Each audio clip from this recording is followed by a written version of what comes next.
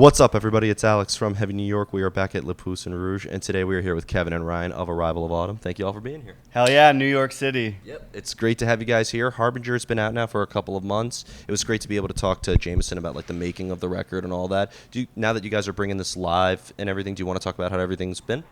It's been great. It's actually, we were put the record out and we had some tours fall apart at the time. So we had a bunch of things lined up. They fell apart. So now we're finally on the road, finally getting out there. And it's so nice to play these songs live. Yeah, it's nice to be in the middle of like 6 weeks of this down here. Like it's been pretty epic for us. Yeah.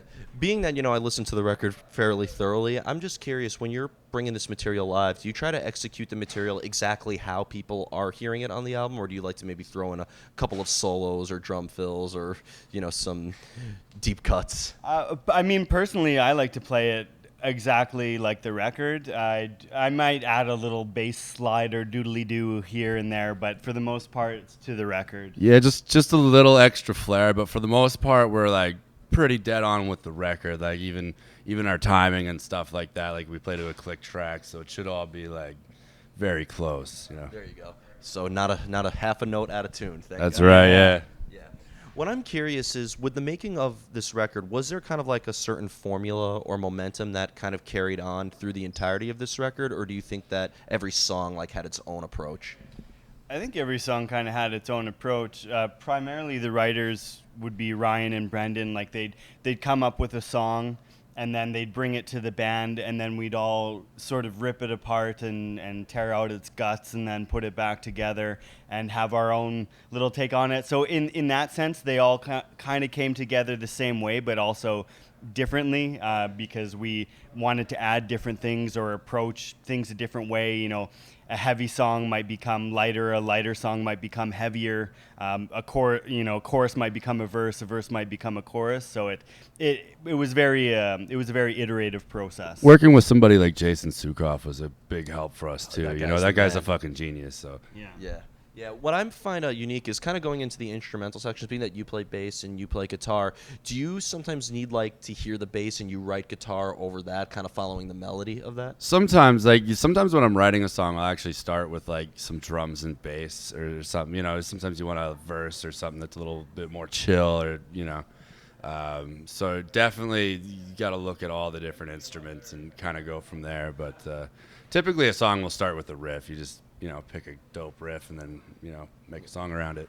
And kind of like the same question, being that bass has just so much of an emphasis on rhythm and melody, are you focused on one or the other more?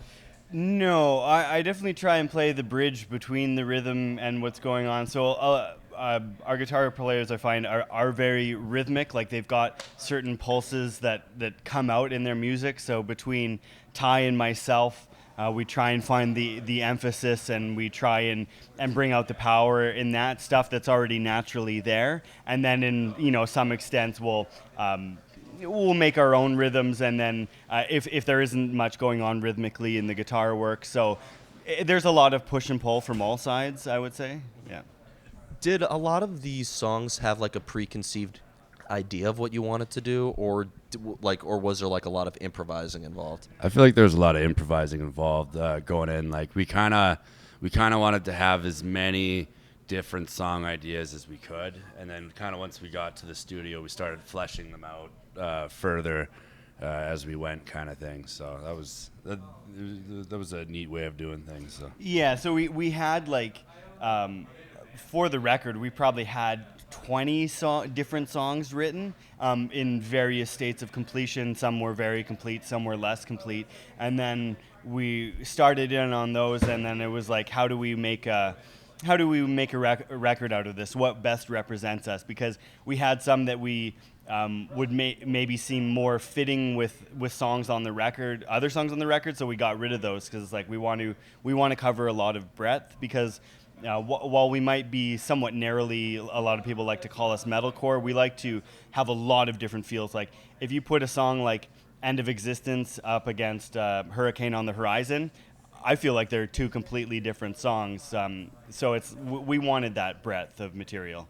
The term metalcore I always find to be so confusing, because if you ask somebody what does metalcore mean, they say, it's music that has singing and screaming, but does that make Opeth metalcore or Soilwork or yeah, Fear exactly. Factory? It's crazy. It's hard to say. I mean, that's a label people like to throw at us. We'll take whatever label you want to give us. You know, we just want to play banging heavy metal music, and if you want to call us metalcore, call us metalcore. A lot of people call us thrash. Some I mean, people we've think we're been death called metal, deathcore, or like, just all kinds of things. Somebody made the periodic table of subgenres, like MC is metalcore, HC is hardcore, like PRG is prog, like all those weird things. Yeah, I mean, we like to take a little bit from everything. Like, I mean, End of Existence is probably a straight. That's actually like a love song to the band Death, and I don't think that's a particularly metalcore song. But again, we have songs that do lean more in that direction, and that's that's the way it goes. I feel like because your music is so experimental, I feel like you guys can play with a variety of different bands. You could appeal to like the Soulfly crowd tonight, but we're combining with Evergrey. I feel like the Evergrey crowd could easily appreciate you guys as well.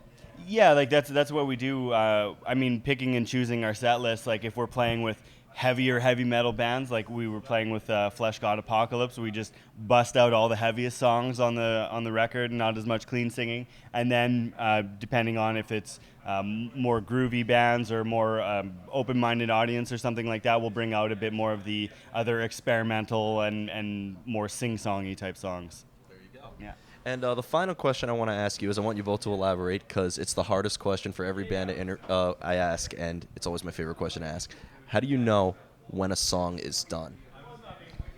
They're never done. Yeah. That you're like the 17th guy to say that? Oh, All right, yeah. you next. No, yeah, 18th guy to say that. Songs are never finished; they're only abandoned. That's even in the studio, you're like last minute, you think, oh, you have this idea, and then 2 weeks later, it's like you have another idea. So it truly is you're never done a song. You just keep on moving and put it to tape and then move on to the next one. I feel like before you head into the studio, it's a good idea to like actually play through these songs as a band so that any kind of secondary ideas that come from playing it live can kind of make it onto the album.